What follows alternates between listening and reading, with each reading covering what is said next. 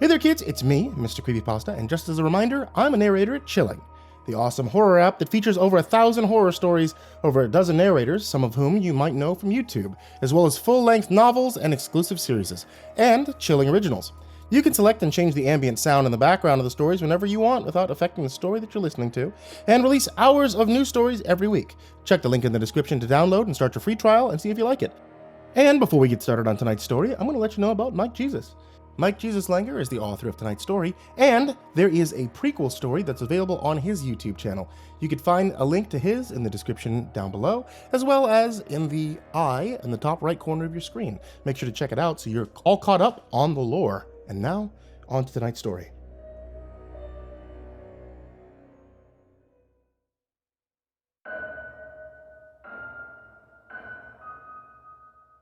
The town of Christian Springs was big enough to justify having its own cold storage, but far too small to make proper use of it. On average, I would end up seeing about 5 bodies a month, most of them overdosed from the smaller towns nearby. The town of Christian Springs was big enough to justify having its own cold storage, but far too small to make proper use of it. On average, I would end up seeing about 5 bodies a month, most of them overdoses from the smaller towns nearby. My work at the morgue was quick and impersonal. No one that I could recognize ever ended up on my table, and the toxicology reports always came back with a clear-cut case of death, usually something in the realm of opioids. What I saw in that fluorescent-lit room always stayed where it belonged. My work life and my family life were always 2 separate entities. That all changed during the Christmas season of 2003. 2 local bodies were brought in within 24 hours of each other. Neither of them were like anything I had ever seen. The first body once belonged to Chelsea Steeler, a local first grader. After school let out for winter break, Steeler walked off the premises only to return a couple minutes later, bleeding from her mouth. Steeler stumbled through the school's playground, begging for help, and then collapsed. She was pronounced dead soon as emergency services arrived. The second body I recognized, Christine Morgan. Morgan was someone that most people in Christian Spring community would recognize. She was the crazy religious lady. As the name of the town might imply, we have our own fair share of Bible thumpers in town, but Morgan's breed of spirituality was considerably more aggressive than anything you could find being peddled by the televangelists that the locals watched. Both the cinemas in Christian Springs banned the woman from their premises on account of her interrupting screenings of even the most milquetoast of movies with her raving sermons. When the local museum set up a dinosaur exhibit, Morgan was banned from there too. To her, dinosaur bones were the work of Satan, created to lead the true believers astray. It was Christine Morgan's daughter, 7-year-old Grace Morgan, who discovered the body. When I first heard this bit of information, I found myself pitying the child. My ruminations about Grace Morgan's well-being were soon whisked away by what I discovered during the autopsies. Both of the bodies exhibited internal damage, the likes of which I had never seen or read about before. Their stomach lining was shredded to bits. Chunks of their liver were found inside of their esophagus. Every internal organ that was still intact showed signs of extreme scarring. It was as if something had torn them up from the inside. The cause of death was a complete mystery. Aside from a shared geographical location, the 2 women had nothing in common, yet the severity of their injuries was almost identical. It was as if someone had planted bombs inside of them and set tiny bits of shrapnel flying through their organs, yet there was no shrapnel to be found. There was no clear trace of instrument that had killed these women. On closer observation, however, I found something else that connected the 2 bodies. In the confounding mess of viscera, I found something that made their cause of death seem quaint by comparison. Even though they were bloodied and covered in loose chunks of flesh and membrane, I immediately knew what I held in my hands. I was holding 2 tiny gingerbread men.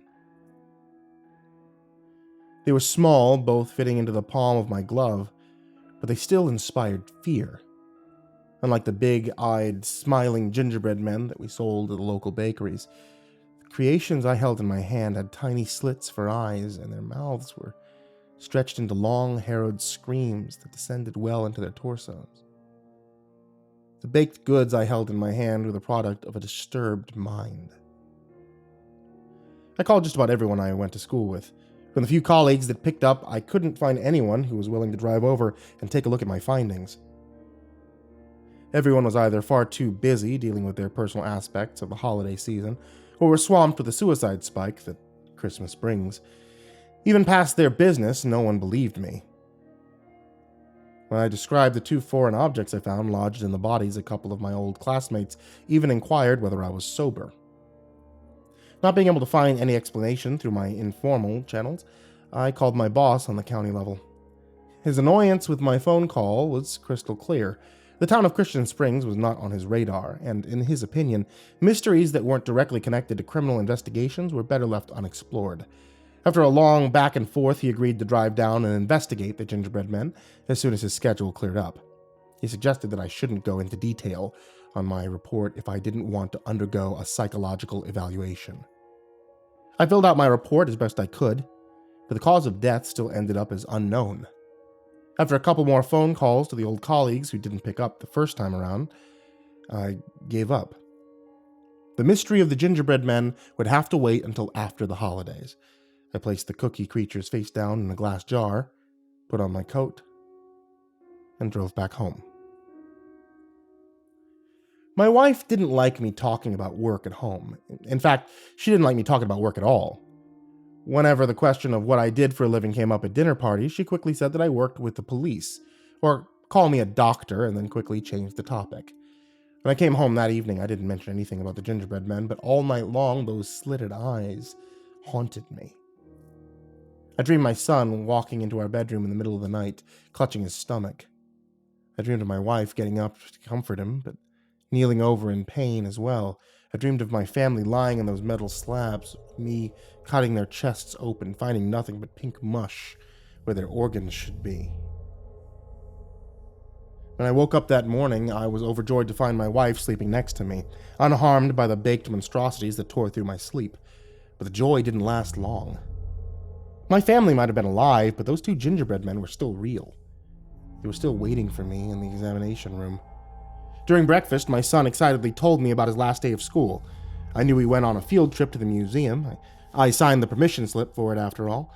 But all my son could talk about was the gingerbread men his class made in the morning. I kept on trying to ask him what his favorite dinosaur exhibit was. But all my son could talk about was his newfound interest in baking. The house phone rang. My wife picked it up. Whatever was being said on the other line made her visibly uncomfortable.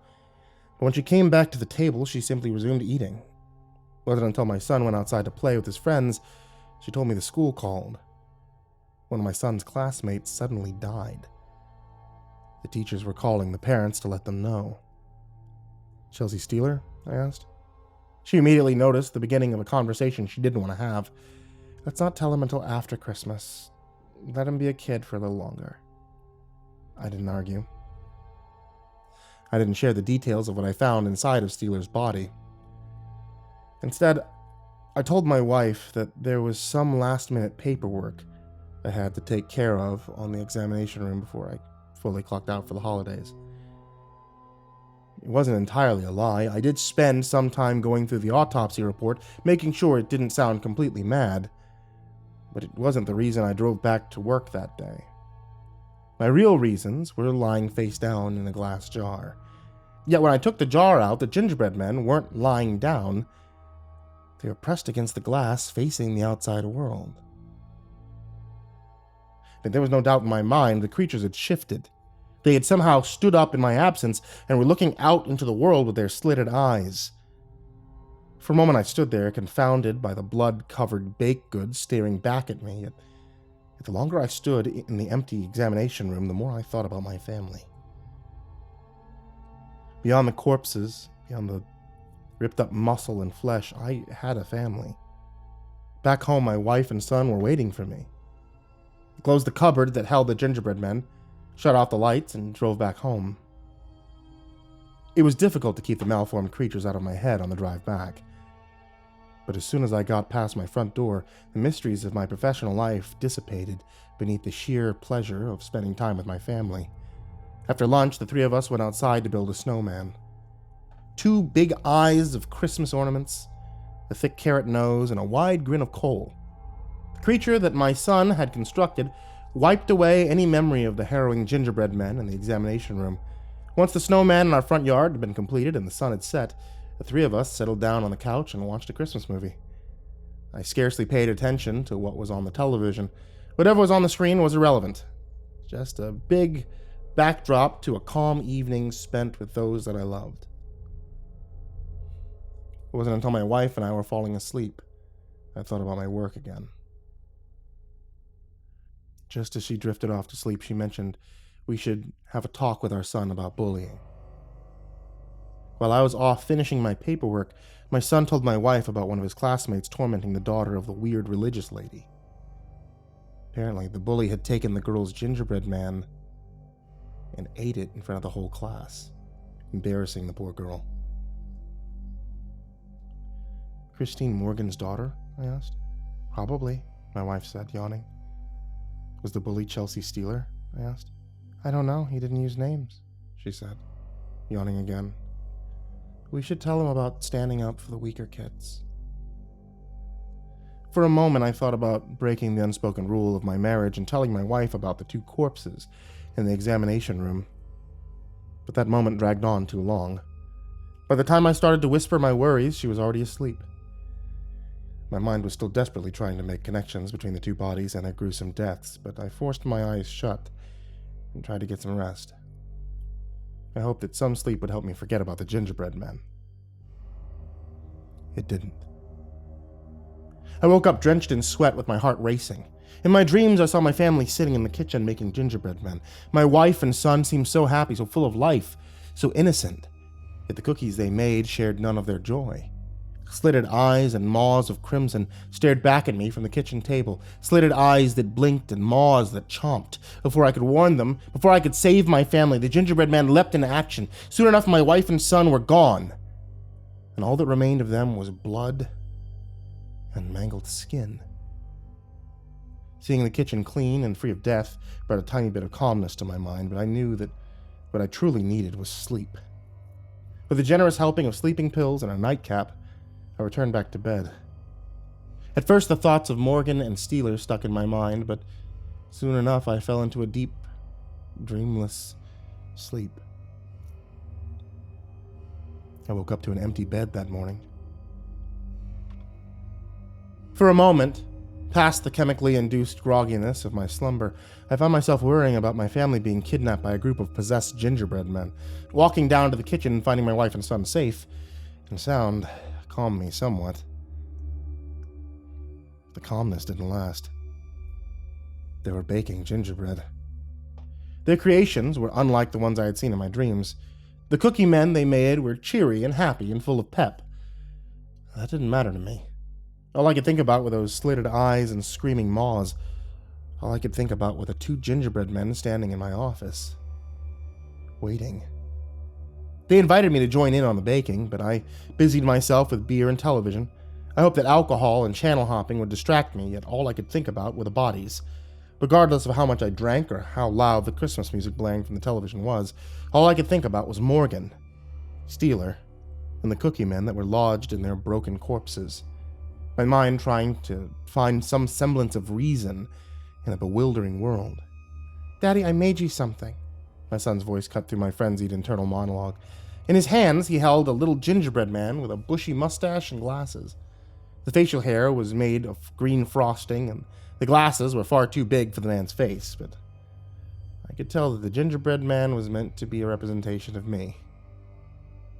Do you go to school with Grace Morgan? I asked him. He seemed confused by the question, but eventually he nodded. Did Grace ever talk about her mother? Did they get along? I asked him. Gracie's mom was mean, my son said. When the class went to the museum, Gracie's mom was standing outside yelling at us. But did Grace ever talk about her mother? Did you think Grace would ever want to hurt her? Would Grace ever want to hurt Chelsea Steeler? Well,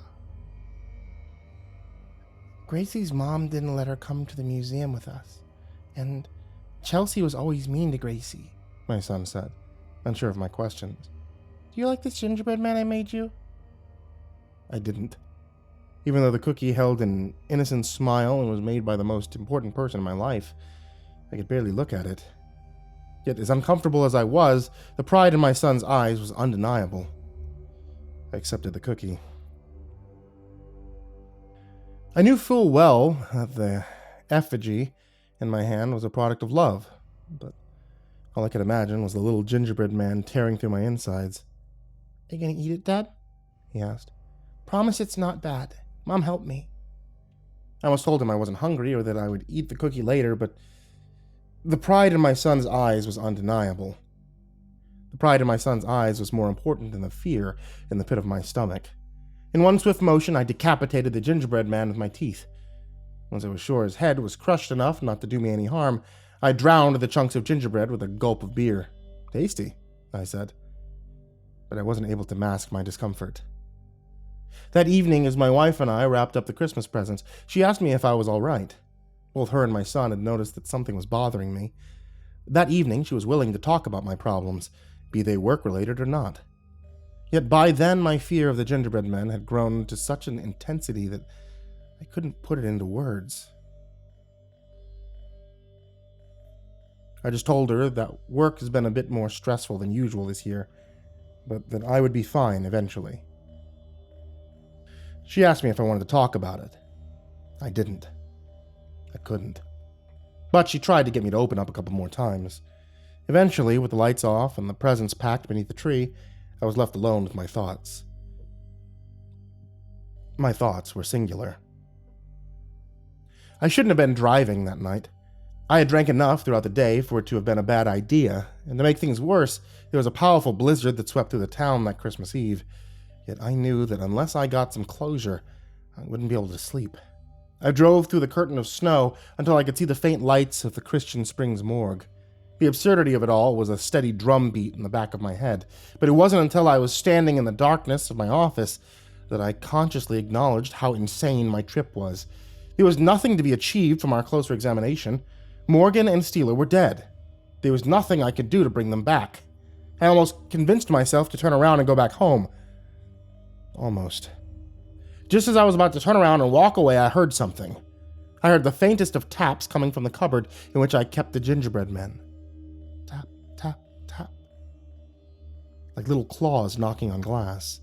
Tap, tap, tap. Like little gingerbread men trying to make their way out. Tap, tap, tap. With my heart in my throat, I opened the cupboard. Stuck in their glass prison, the two gingerbread men stood there, staring straight at me. They were no longer standing in the spread-out pose in which I first found them. Each of them had one of their blood-caked limbs extended, as if they were about to knock on the glass again. I stared at them, waiting for them to move again, waiting for something to happen that would convince me I had not gone insane. In the dim light of my office, I thought I could see their eyes twitch. I thought I could see the slightest bit of stifled movement in their mouths. But before I could steady myself to properly look, my phone rang. It's my wife.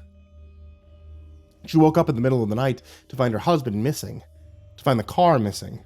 She asked two questions. She asked whether I was safe and whether I was having an affair. The implication that I would be capable of being unfaithful hurt me. But as I assured her that I would never break our marriage vows, I realized how far I had let my mind drift. I closed the cupboard, slid down to the floor of the examination room, and told her everything. I told her about Steeler and Morgan's unfathomable internal damage. I told her about the gingerbread men. I told her about how scared I was. She listened patiently. With each word that left my lips, with each part of my insane story that I described, I found myself less and less scared. The cause of death was still a mystery, but the pure act of explaining the gingerbread men theory made it seem inconceivable. The murderous gingerbread men were not real. What was real was my worried wife who was waiting for me at home. Once I was all talked out, she asked me to come home. I did. As I shut off the lights and left the examination room, however, the tiniest bit of doubt slithered into my mind. Tap, tap, tap. I ignored it. Drove back home. The steadily rotating cast of extended family members that came through our house kept me occupied for the next couple of days. All worries of murderous gingerbread men disappeared beneath the fear that my mother-in-law inspired within me. But the fear wasn't something that haunted my dreams. That fear was manageable. When my wife and I decided to tell our son about Chelsea Steeler, he didn't seem overly concerned. Apparently his friends had already told him. Just about everyone from his class knew as soon as the playground rumor mill got going. He just never brought it up because he knew that Mommy didn't like talking about death in the house. Kid seemed pretty comfortable about the concept of mortality, but what can one expect from a child whose father works with the police? A day before New Year's, I got called back into work. Another overdose from a town nearby. The ghastly gingerbread men had left my mind completely by then. I simply co-signed them to a part of some minor mental breakdown, yet when I entered the examination room, the thoughts of those slitted eyes came flooding back. The cupboard was opened. There was broken glass on the floor. The gingerbread man had escaped. The gingerbread men had escaped. I spent most of January sleepless. I kept on thinking that somehow those two strange creatures made of gingerbread would track me down. It hurt my family and me because I was aware of their existence. They didn't. Life carried on as normal. My boss agreed that Morgan and Steeler's injuries were difficult to explain, but he also insisted that they were not important enough to investigate. After the first day of classes, my son informed me that Grace Morgan left town to go live with her grandparents, and that no one was particularly sad when a school bully disappeared off campus. Once it became clear that no murderous baked goods were coming after me and my family, the thoughts of those slitted-eyed creatures drifted away into the realm of pointless mystery. I still don't understand what I saw the Christmas of 2003, but I have resigned myself to the fact that I'll never understand. Somehow, however, I find myself sitting in a bar after a medical examiner conference, and colleagues start sharing their stories of the bizarre and the unexplained. I tell my tale of the gingerbread men. And sometimes, when the booze is flowing freely and people's tongues loosen, they tell me that I'm not the only coroner who found baked goods inside of a mangled corpse.